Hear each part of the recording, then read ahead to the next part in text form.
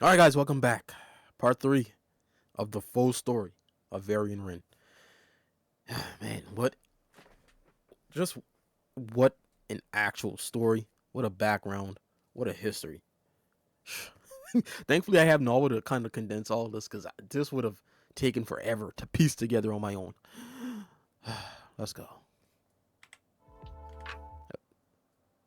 Last week, we talked about Varian finally sitting down with the Horde of Fedamore, which was interrupted by Corona half-Orcan. Tensions Right? ran high between the factions, and would only flare up with events like the Wrath Gate and the Battle for the Undercity. Within Icecrown Citadel, Varian showed the first signs of figuring out that not all of the Horde were the monstrous murderers that he knew from his childhood. And the next part of his story arc is not that much shown in-game, but it plays out in the novels. So, let's begin, shall we? Oh, it's in the novels. First Yeah, off, see, we have the novels. that's the problem.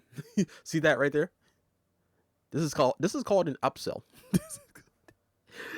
When you basically place crucial elements into another piece of media or art just so someone else can spend more money to buy that thing to get the full context when this should all just be in game. Storm Rage, which as the name implies is more about Malfurion Storm Rage, but Varian did have his part to play. The Emerald Nightmare was spraying across the land of Azeroth, and both the Alliance and Horde had their victims, but this of course was not widely known at first. A mist was forming outside of Stormwind, and some of their people, including Enduin, they no longer woke up. Varian believed the Horde to be responsible for it. There was no proof, but to him it made perfect sense. How? There were far too many elements amongst the Horde that could not be trusted to keep the peace. The Orcs aside, and they were also amongst those of whom Varian was suspicious, the king could not see any reason to believe in the honor of Blood Elves. These were High Elves who had turned to absorbing demonic magic after the loss of their vaunted power source to Sunwell, and had subsequently become addicted to the fell energies. Nor did they have any faith in the undead Forsaken, who claimed to be free of the Lich King's mastery. Of all the Horde, the Tauren were the only ones who did not immediately make the Stormwind ruler want to reach for his weapon, but since they sided with the Orcs, that made them untrustworthy as well. Of course, what Varian didn't know was that the Horde was suffering just as much from the Nightmare. I mean, it's all that even the Taurens are like part of the Horde. I mean, I don't know that much about Taurens, but from what I do know, they seem more like. I mean, I guess they're kind of like a real life reference of Native Americans, where they're kind of like shamanistic, but like they're also like peaceful people. They just kind of do their own thing. They just kind of hang back. They're not really, I guess, war hungry as orcs. Well, I guess depending on which kind of like horde you're looking at, you know, Thralls versus Garrus's horde. And of course, I mean, I know how, you know, the Taurens got into the horde with, you know, Bloodhoof and everything. It's just I thought they would like just kind of like after everything from Warcraft, Warcraft 3. I thought they would just kind of like remain neutral.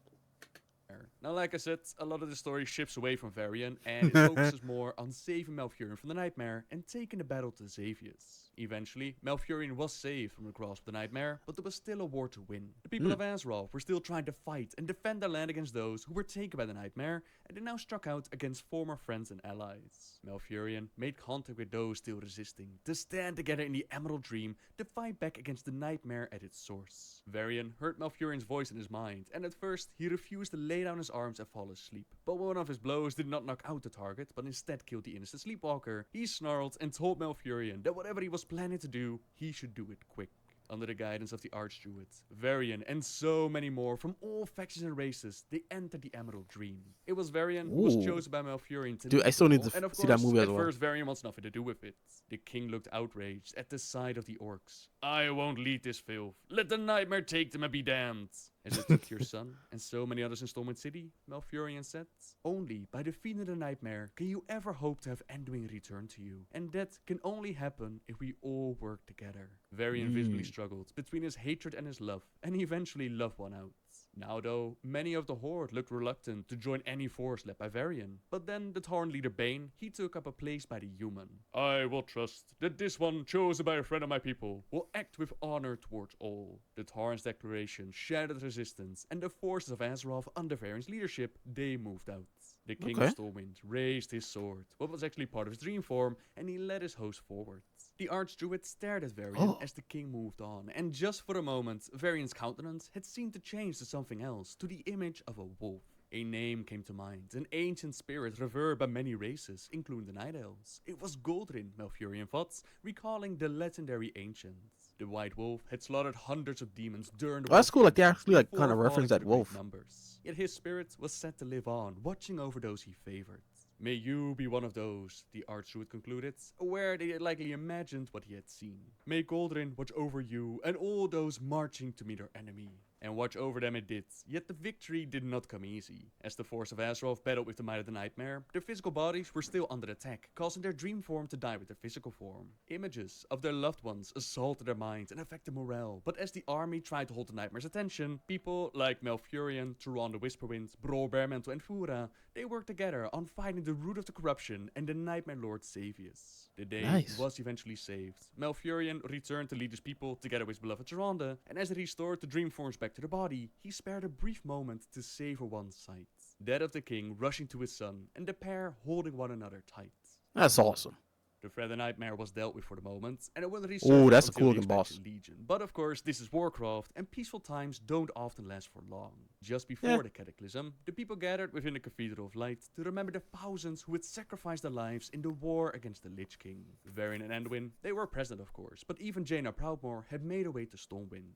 Two Night Elf Sentinels stepped into the cathedral to speak with King Varian. Despite the treaty between the Alliance and the Horde, there had been an attack in Ashenvale, and this was no ordinary skirmish. The attack had been brutal. The victims were hacked up in pieces. They were skinned. Damn. The Sentinels weren't sure if they were alive during that event, but their skins were hung up and written in elven blood were the symbols of the Horde. By now, you can Dude. probably imagine Varian's immediate response to this. His Logosh What? side took hold, accusing Thrall of being behind this, and blaming Jaina for not letting him Nah, kill the I think orc when he had someone had to set the horde up. But I don't know, man. Sounds like something they would do. But Thrall's horde, I don't know. Right, there's an imposter among us.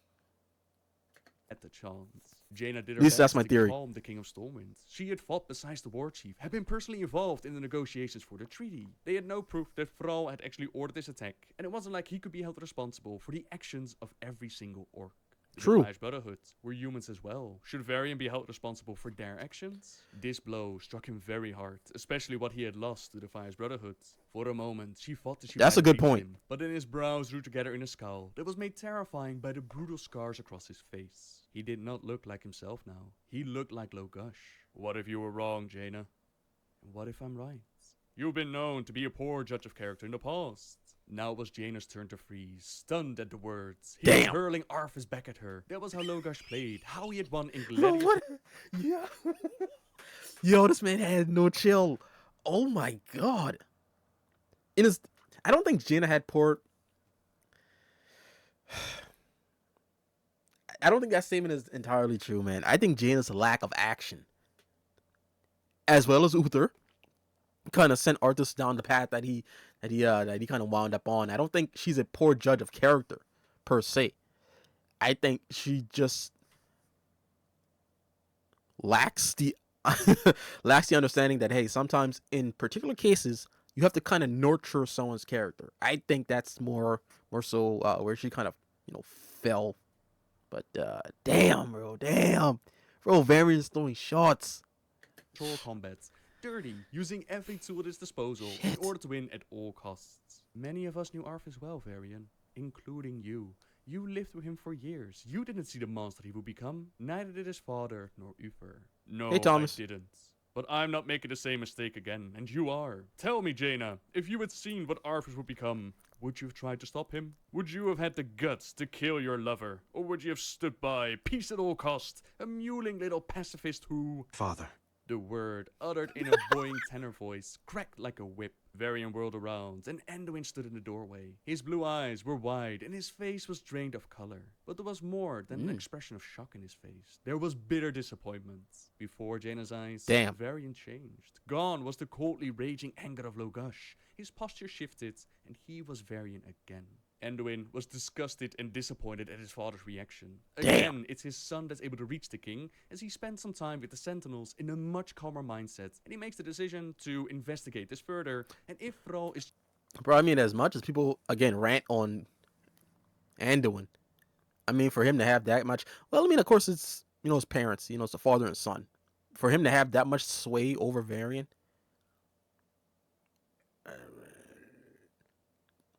but again, they're blood, so I get it. I understand. Because I mean, I believe hell, Varian knew Jaina longer than Anduin. So longer than Anduin's been alive, at least I believe. So, the fact that he, that Varian himself, took the words of his own son. Again, I mean, but again, the family element. Truly I behind mean, it's this, just a and he crazy will march dynamic. with the Orgrimmar himself. Jaina promised that if the war chief of the Horde was truly behind this, she would be marching at his side, and Varian apologized for his behavior, and he realizes that Anduin yearns for peace, where it seems like he simply yearns for war. He wants his father back, not Logush, and although the king had merged into one single being again, the transition of finding balance within himself, that was still going on. The king doesn't like having his boy around with him, while he's still Hearthstone. trying to determine where the king ends and the Logush side of him begins, so they decide to give Anduin a Hearthstone Nice. he can use to visit Jaina at Faramore at any time he wants. Varian also understands I'm not that gonna say his anything. son isn't weak. In some cases, he shows more strength and wisdom than most adults around him, but he does. I was about to say. I was wondering if he was in. Is he in? But then I don't know how old Anduin would have been at the time, so I'm not gonna assume anything. I'm gonna continue the story. Believe that Anduin is a little bit soft, and that some training with the dwarves that it could be very good for his son. He suggests that the prince should visit Magni in Ironforge, and Anduin really warms up to the idea. He could check out the Explorers League, he could stretch his legs outside of Stormwind, and Varian would make sure to talk to Magni and encourage Anduin's training. The prince had already shown great talent with throwing daggers and the bow, but his fighting skills were simply not there, not even after the dwarves got their hands on him. He did have an interest and affinity to the light, as he meets up with High Priest Rohan, and he dreams of a world where every city would welcome whoever stood at the gates with open arms and kindness. Anduin truly No. No. Well, as long as they come through the port of entry legally, sure.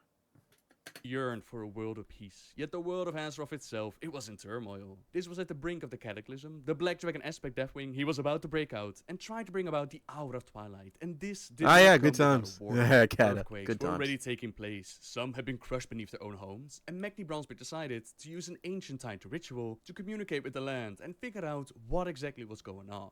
Instead of just communicating though, he literally became one with the land as his body was turned into a crystal. Damn. Anduin, his father, and all those aware, they grieved for this heavy loss, and Varian insisted for Anduin to stay within Ironforge during this time. This was a chance to actually help the people. He had made some good friends there, and the fact that the Prince of Stormwind is staying there throughout this difficult period, that would send a strong signal about how highly they regarded the dwarves. It wasn't a pleasant place to be at right now, but not everything you do as a king will be pleasant either, and Anduin knew that his father was right, and he did want to help, but the place would become a lot more unpleasant, as Magni's daughter Moira, she and the Dark Iron Dwarves showed up.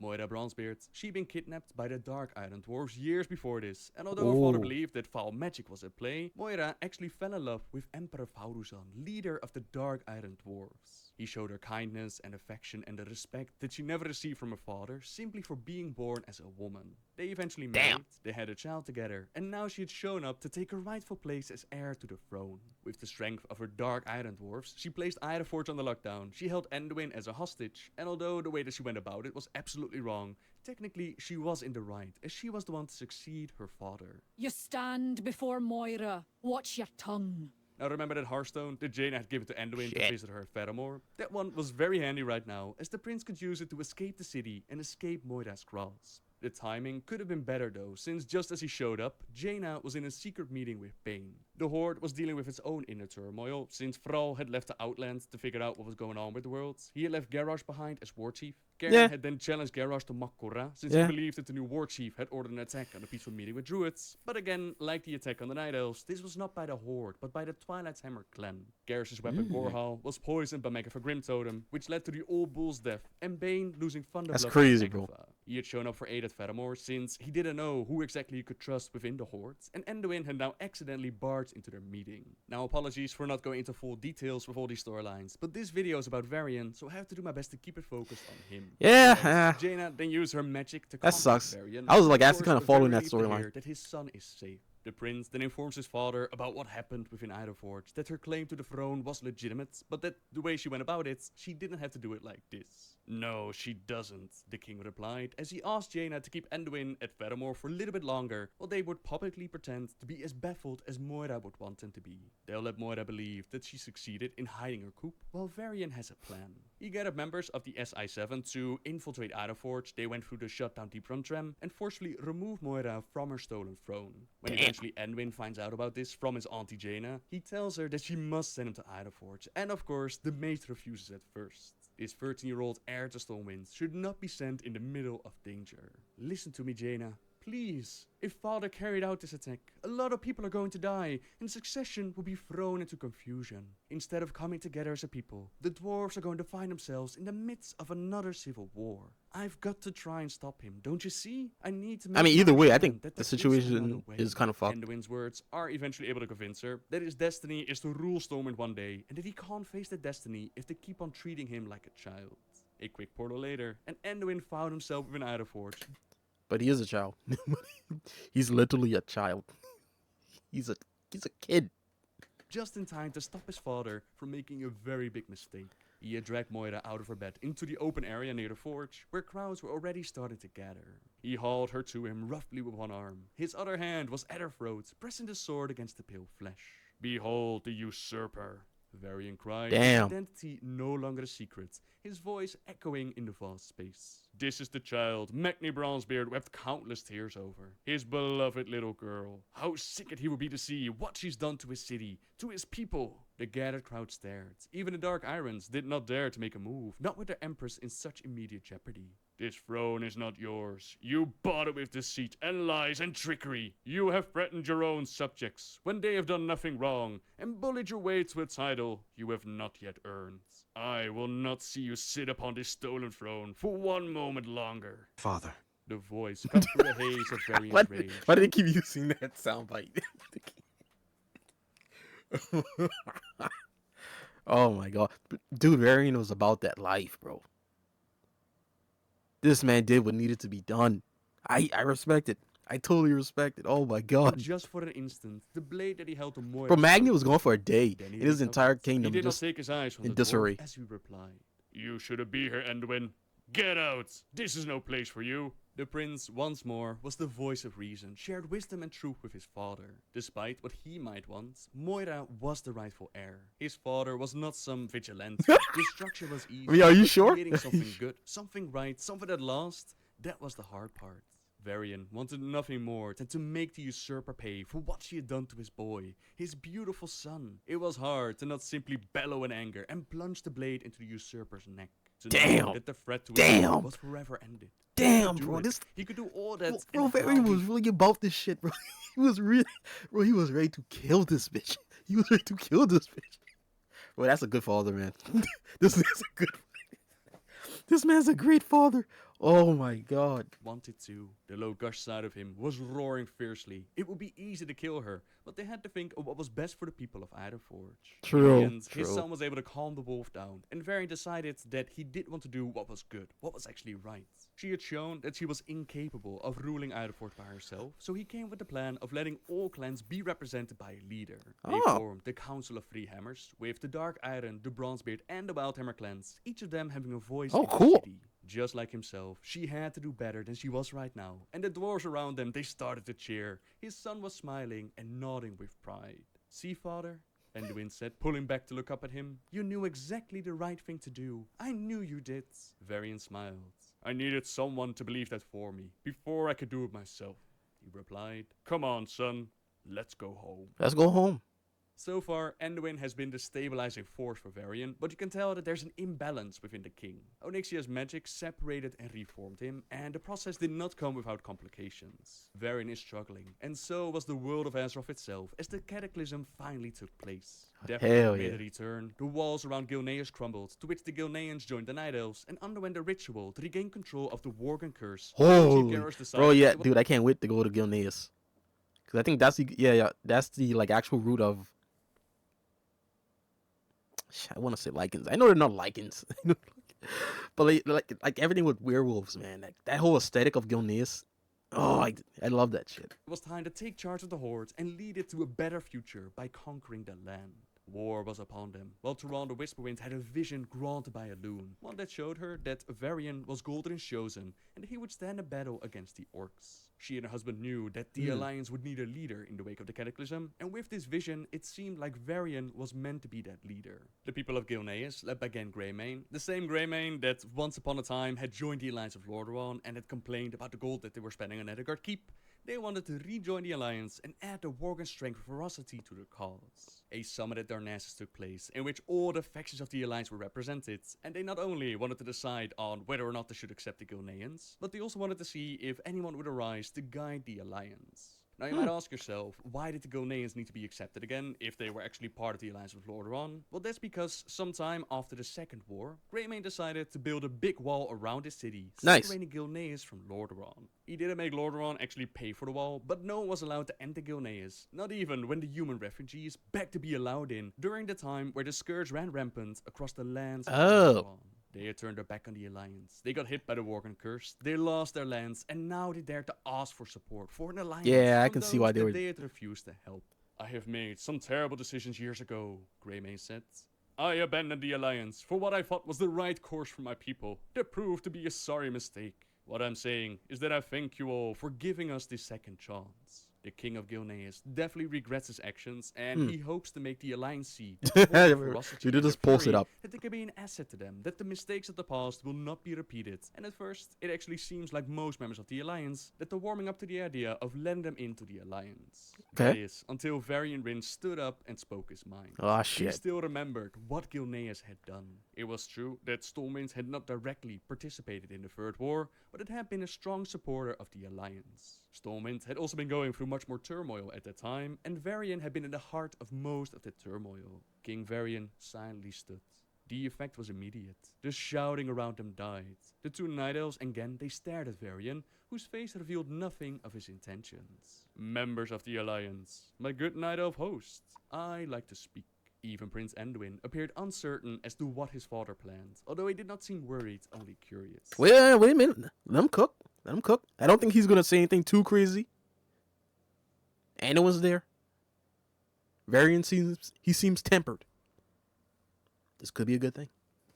Everyone knows that there's no love lust between Stormwind and Gilneas. Everyone knows why. Utter quiet fell upon the assembly. Gen's expression was unreadable as he waited for Varian to go on, but his ears lay flat in concern. The benefit that an ally such as Gilneas offers us, it's obvious. While our skills in combat more than match those of the orcs and their allies, there's always been a hunger that the Horde has thrived upon that we, so civilized, no longer seem to have. The Worgen offer us that righteous hunger to overcome all obstacles in battle, to keep the Alliance True. from being splintered, or merely sitting back as the orcs take one land after another. Gen's eyes widened, and even Malfurion could not help but feel his hope stirred at such a speech. I consider damned long and hard on this. I promise you, Varian told all. Such an ally can help us easily hold the Horde's ambitions at bay, maybe even push them back. The king indicated Gen and the Gilneans. See? An ally Good of speech. such honor, Good speech. of such courage. I'd be more than pleased to fight beside. His words brought cheer. Even the Holy Worgen shit. could no longer restrain themselves, Holy. several of the younger ones giving out short howls. Varian now turned his attention to Malfurion. Archdruids, you called before for a vote by acclamation, a vote that I interrupted. My apologies for letting that happen. I'd meant to ask to speak sooner. Smiling, Malfurion answered. I will be happy to call for it again, King Varian. That won't be necessary. The human monarch's expression went through a stunning transformation. A dark cause spread over it as Varian eyed Gen Greymane. Varian spat in the Gilnean's direction. Calling for it again would be a waste of time. The Damn. Lord of Stormwind snarled at his counterpart below. For I'd never give consent to allow these mongrels into the Alliance. Shouts of consternation erupted. You know, all right. He had us there in the first half. Yeah, he had us. He definitely had us, bro. That was good. That was good, bro. I believe I was with him.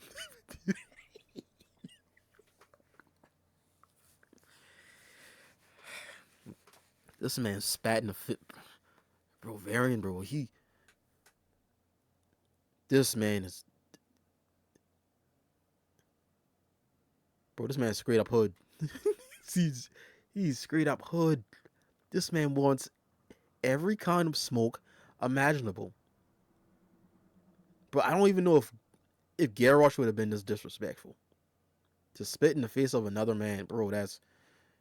Bro, I don't know. Someone let me know down in the comments below, bro. Like, shit. Shit. Especially amongst the Worgen. The one of us, Edric, took a step toward Varian, but again grabbed the young warrior's shoulders and pulled him back. The two Worgen bared their teeth at one another, Edric quickly becoming cowed. Honor and trust. These are what the Alliance needs, not these beasts that even when they parade as men, were lacking in both. What happens if they choose to cut themselves off once more? Will they even bother to give us a warning? Can we trust them even to do that? Varian snapped his fingers, and his retinue joined him on their feet. Damn. Anduin the last and most hesitant. As I've already said to many, I find nothing worthy, nothing honorable in this pack of hounds. And so, I will never vote aye to their admission back into the fold. And with that, Varian led Stormwind out of the summit, as chaos erupted amongst the other representatives, and Malfurion Stormrage watched all of his hopes crumble before his eyes. As you can tell, Varian isn't too happy with the Gilneans, and the summit seems to be a bust. But the Loon's vision has shown them that Varian was the one, and Malfurion was not about to give up. He went over to talk with the King of Stormwind, who refused to listen to his words, and his son Anduin overheard everything. I'm lost for words. He realized that if a 10,000-year-old elf can't convince his father to see reason, to stop living in the past and think about the greater good of the people, then surely he himself had no chance of succeeding. He has made up his mind and decides to join Prophet Velen and the Draenei for a while to learn more about the light, something that he had a great affinity towards, something which he had spoken about with Velen. The boy turned to leave. Something snapped inside of Varian. He saw his beloved Tiffin again, with their infant son snuggled in her arms. Tiffin then faded away, leaving only the child, and then the child began to fade. Damn. Varian could not let that happen. Without thinking, he lunged forward, snaring Anduin's arm. The prince let out a cry. Some of the overwhelming fear faded, and Varian realized that he was crushing Anduin's arm. I... The king released his grip. Anduin, his face filled with shock, grasped at his injured arm. He knew as well as his father that Varian could not only strangle a foe with one hand, but had done so several times. Few men there were who could match the strength of the legendary Logash, and now in a fit of utter madness, he had used the same might, however briefly, against his defiant son. Despite his desperate attempts, the act only pushed Anduin further away, and he left his father to join up with Velen, while Varian took to drinking away his sorrows. Reports had come in about Garrosh and the Horde attacking within Ashenvale, but to Varian, all of that seemed to matter little. He had lost the one thing that meant the world to him. The rage and fury that had kept him alive in the arena, it seemed to destroy everything worth living, and a solution had to be found. It was Malfurion who suggested the king to, rather than staying here and drinking even further, he should join him for a hunt.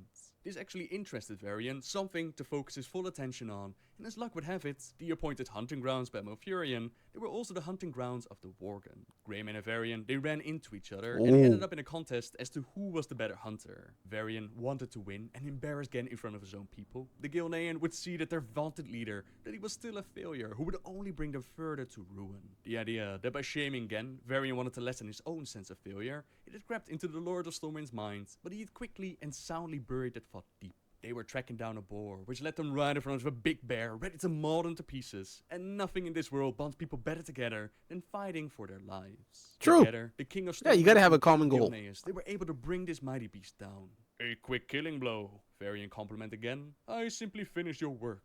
The Gilnean ruler returned. This kill is yours. The hunt is yours. Varian shook his head. Hardly. I was hunting a boar. A man who hunts a rabbit and brings down a deer is applauded. A man who hunts a boar and brings down a bear, he should be acclaimed. And with that, Wise looked words. to the sky and unleashed a powerful howl. A howl that honored both the kill and the one who made it. His call was taken up by the other Worgen, all saluting the skills of the King of Stormwinds. Bro, I love Lycans. The howls of his followers ended with his. He faced his counterpart again. Worgens, only whoever you want to Varian call them. was no longer there. Varian did not believe that he deserved the honor they were giving him, so it left him to think, to reconsider his past assumptions about the Gilneans, for his love for his son, his people, and for his hopes for redemption. There were others that were struggling hard with a darker side of their nature, perhaps even in a way that he himself never had, and therefore he needed the help of Greymane. Gen was confused at first. They had no lands or gold to offer. Varian had everything, but he did not have everything. The Worgen had learned to deal with their ferocity. They had learned to control their Worgen side, and Varian needed help with controlling his. Gen not only nodded in understanding, but he even showed some sympathy rather than disdain. I always wondered how anyone could survive what you did and stay intact inside. I didn't. And so, Gen led Varian to the ritual site, where so many wargers had gone before, and he would be the one to guide Varian into the ritual. First, he had to eat a moonleaf, a symbol of both nature and the Mother Moon. This would Nice. help prepare his mind for the ritual. Next, he drank from 3 wells. One of them was tranquility, which would rekindle the peace and joy lost so early in his life. One was of balance, which would keep his mind and body as one, thus enabling him to stand with both parts unified for the struggle that he was going to take on. Then there was fury, which would enhance the first 2 mugs he took, and also build within the strength needed to confront and hopefully command that which most risked the ritual ending in failure. Damn. They sat down together. Really had to go through Varian trials. plunged himself in his memories, those points most relevant to his life, and the choices he made because of them, for good or for ill. In the first vision, he was a child again, learning to ride his first horse from his father, and being encouraged during his training. Varian realized then that he had handled the blade barely better than his own son, but Lane's encouragement, it had helped Varian better to learn from his instructors. The tranquility of those days, it softened Varian's heart. That was when the assassin Garona half-orc struck, and Lane fell dead on the floor. Yep. The capital Stormwind was taken over by the orcs, and everything wonderful about his childhood vanished. No Bro, I want peace, those daggers. no tranquility. But unlike in times past, Varian now realized that the good memories, they had always remained with him. Even though violence had taken his childhood, it could not erase what he had lived prior. Nonetheless, Varian allowed it to do so, and that was what he had always done. But not this time. Despite what had happened to his father and to Stormwind, Varian at last embraced what had been before. His father had never ceased loving him, and had proven that time and time again. He would always have his childhood. The past could not be changed, but that meant for the good as well as the ill. Tranquility. The next memory was that of his beloved wife Tiffin, who was calm and a wondrous golden spirit, contrasting sharply with his wild dark self. Varian loved her for the first time again as she strode toward him, even though the first thing he did when she spoke with him was to brush her off in such an arrogant manner that any other person would have rightly fled. But Tiffin did not. Again, she danced with him, laughed with him, and brought out the good in Varian, the balance, the unchecked. In some ways, even more than his father, Tiffin had helped Varian to become the king that the people loved. And yet, the people were the very ones who had killed her. She lay dead at his feet, slain during a riot, an innocent victim of a time when everything had gone mad. Reliving it, Varian nearly slipped back into his darkness, but that had been the ultimate disdain for his beloved. That's tough, bro. Tiffin had Living made through of that him twice. a better man, a worthy leader. Varian finally saw that he had constantly insulted her memory with his actions. Tiffin would never have acted as he had. She had always forgiven, always sought to do her best for those that she loved. If Varian hoped to redeem himself to her memory, he would have to do the same. He steeled himself against the images of her death, doing instead what he knew that she would have hoped for him. Dude, He was cool right art. to grieve, but he also had to move on and learn. Why does this look like Most of all- Batman Death of a Family? Was it of a Family or in a Family? Not the newest one, but like the ones I think in the 80s, 90s. I think that was Death of a Family, I believe. Or was it Death in a Family? I know I have the book. I had the book. Which one was it?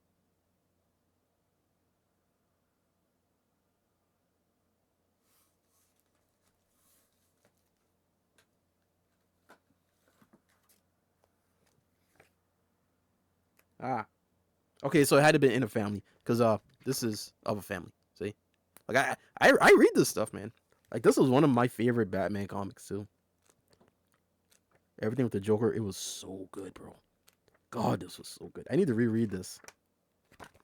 If you guys haven't picked up Volume 3, please, I implore you, get this book.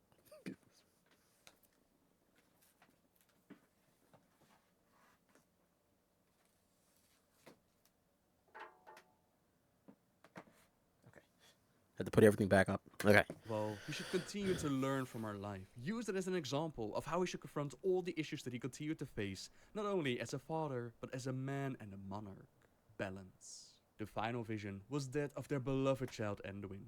He was all that he had left of family, the most precious member of all, for in the boy was his mother. It had been difficult to be the father that Lane had been, especially without Tiffin, but he recalled some times when he and Anduin had laughed together. He also recalled the fear he had of losing him, of people harming him, the fear that drove him to rage, which in turn made the king the very thing that he tried to protect his son against. He again saw himself grabbing Anduin's arm and was suddenly reminded how that rage and that fear fueling it had sent Anduin away.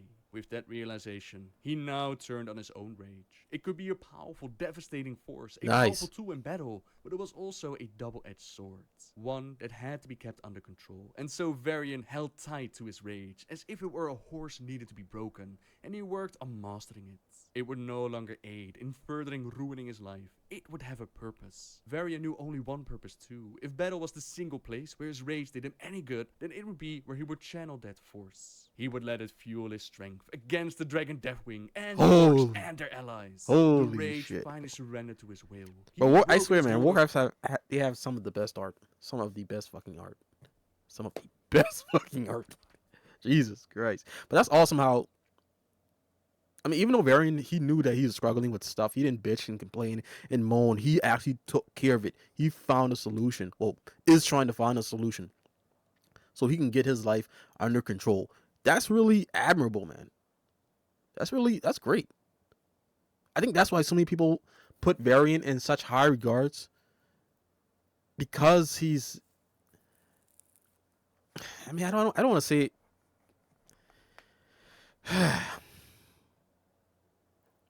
I guess he's actually finding more admirable. He's finding more steps to kind of come to the goal that he wants to come to. Whereas with Anduin, I'm kind of seeing that because he's done some horrible things, kind of like Varian has, I guess not on the same scale, and he kind of ran away from that responsibility of, okay, you have to take care of this. I think I'm kind of seeing this a little bit more. I think that's what people have so much issues with Anduin, because like Varian, he's standing 10 toes deep, like, hey, I'm gonna overcome this thing. And with Anduin, he kind of fled like Luke Skywalker. So I'm kind of seeing it a little bit more. I'm not saying, either one is better than the other. Like, I'm not saying Anduin's a bitch or anything. I'm just seeing how people are coming to their conclusions over of him, both these and characters. now it would serve Varian, not the other way around.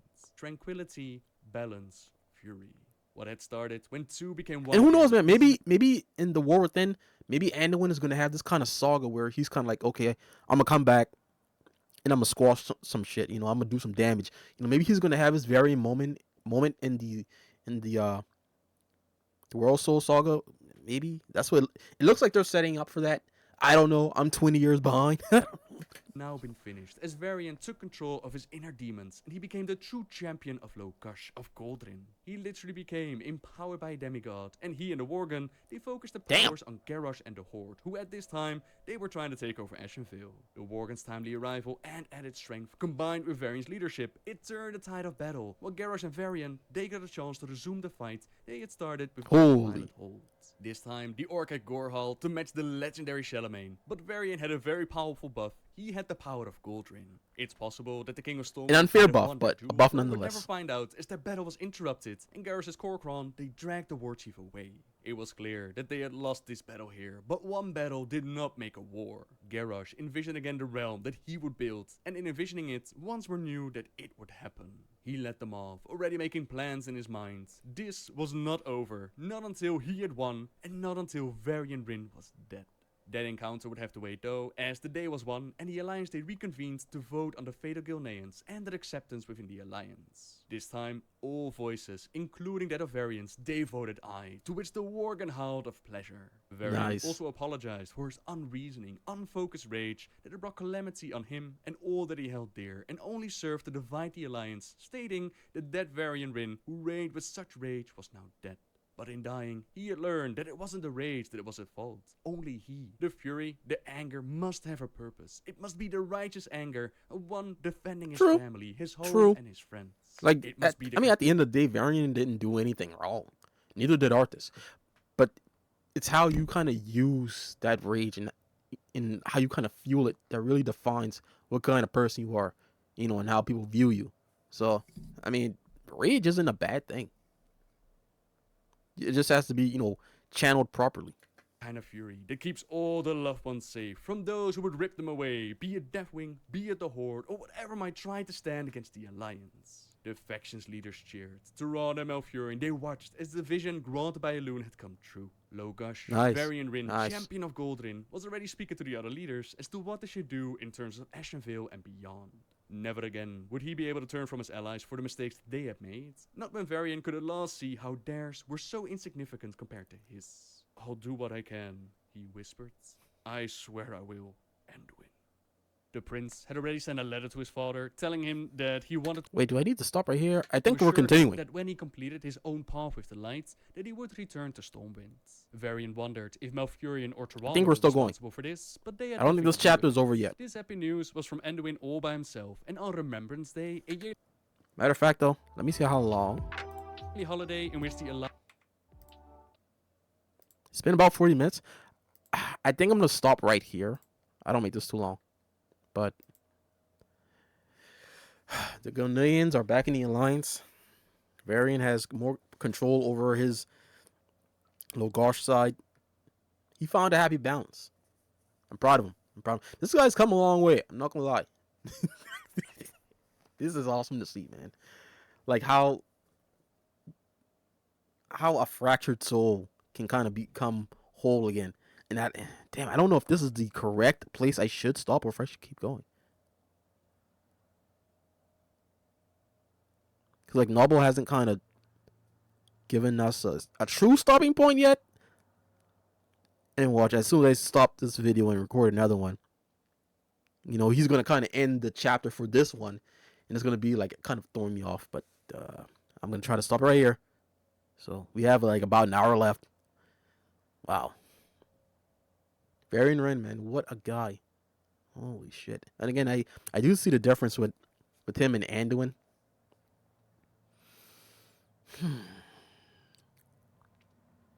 But again, I mean, what Anduin, I guess, experience must have been so traumatic, even compared to Varian's, that I guess the best option for him was to flee. Again, I know a little bit of what he's done, but to the actual degree, I do not. You know. But wow. Bro, Varian was screwed up hood, man. This guy did not give a shit, bro. Insulting Jaina, spitting in the face of the Gul'dan's leader. Bro, Jesus Christ, man. This, like, crushing his son. Like, bro, as crazy as you guys may think Varian has been as a father, always remember, man, Goku was the worst father. This man trained this guy was beating on his son since he was a kid, man. This guy, he literally gave a senzu bean to the opponent trying to destroy the world and send his son to go. Yeah, like, bro, if you guys want to have a worst dad competition, he sits up top. I think he sits up top, at least when it comes to, like, anime. I haven't seen every anime, but I think he's up there, man. I'm sorry. Goku's up there. Nevertheless, guys, that was awesome. I'm going to see you guys in part 4. Got a little bit left to do. I still need to see the Warcraft movie. Whenever I see that. Take care. Bye-bye.